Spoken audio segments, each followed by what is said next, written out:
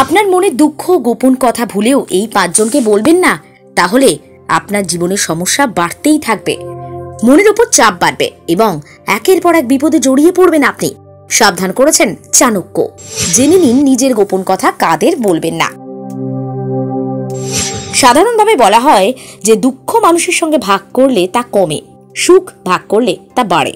কিন্তু আচার্য চাণক্য বলেছেন যে আমাদের জীবনে এমন কিছু দুঃখের কথা থাকে যা কখনো কোনো কোনো মানুষকে বলতে নেই। কোন মানুষকে বলতে নেই? কারা রয়েছেন এই তালিকায় জানেন?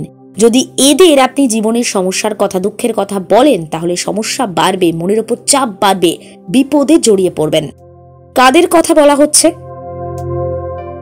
যে ব্যক্তি সবার বন্ধু বলা হয়, সে আসলে কারুর বন্ধু নয়। আসলে সবার সঙ্গে বন্ধুত্ব রাখার জন্যই ওই ব্যক্তি অন্যের ভুল কাজকেও সমর্থন করে। একজন প্রকৃত বন্ধু কিন্তু আপনাকে ঠিক ভুল চিনতে শেখায়। তাই সে আপনার কাছে কখনো ভালো হতে পারে, কখনো খারাপ হবে, কারণ যখন সে আপনার কোনো ভুল কাজের বিরোধিতা করবে। কিন্তু যে সবসময় সবার কাছে ভালো, তার মানে সে শুধুমাত্র প্রশংসা আর স্তুতি বাক্যে ভরিয়ে দিচ্ছে আপনাকে, আপনার উত্তরণে তার কোনো ভূমিকা নেই। তাহলে এই ব্যক্তিকে বিশ্বাস করে কিছু বলা যায় না। এই ব্যক্তি আপনার শুভাকাঙ্ক্ষী নন, ঠকবেন। ঈর্ষা কাতর ব্যক্তি, যে আপনাকে হিংসে করে, তাকে নিজের দুঃখের কথা জানালে সে মনে মনে আনন্দ পাবে।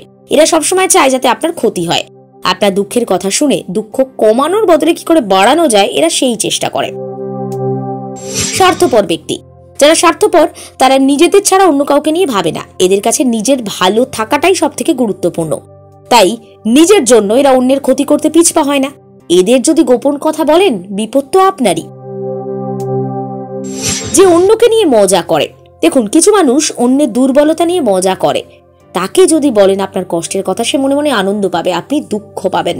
তাই আপনার অবস্থা নিয়ে সে ঠাট্টা ইয়ার্কি করবে না, তাকে বিশ্বাস না করাটাই ভালো। আর সবশেষে বলি, না ভেবে কথা বলেন যে ব্যক্তি, তার থেকে দূরে থাকুন। আমাদের চারপাশে এমন অনেক মানুষ আছেন যারা এত বেশি কথা বলে যে কথা বলার আগে দুবার ভাবে না, মুখে যা আসে বলে দেয়, দুমদাম কথা বলে। আপনার বলা কথার গোপনীয়তা তিনি রক্ষা করবেন ভাবছেন কেমন করে? পাশাপাশি এরা রং চড়িয়ে কথা বলে, এরা কোনোভাবেই কিন্তু বিশ্বাসযোগ্যতা অর্জন করতে পারে না। তাই এই মানুষগুলোর থেকে একটু সতর্ক থাকতে হবে। আমরা জানি দোষে গুণে মানুষ, তার মধ্যে গুণের বিচার করাটাই বড় কথা। কিন্তু কিছু কিছু ক্ষেত্রে আপনাকে দুটো ভালোর মধ্যে কোনটা বেশি ভালো আর দুটো খারাপের মধ্যে কোনটা বেশি খারাপ, সেই পার্থক্যটা এবং সেই বিচারটা করতে জানতে হয়। তবে সেটা আপনার জন্য মঙ্গল। দেখতে থাকুন সাঁঝবেলা ডিজিটাল। সফর হোক স্বপ্নের।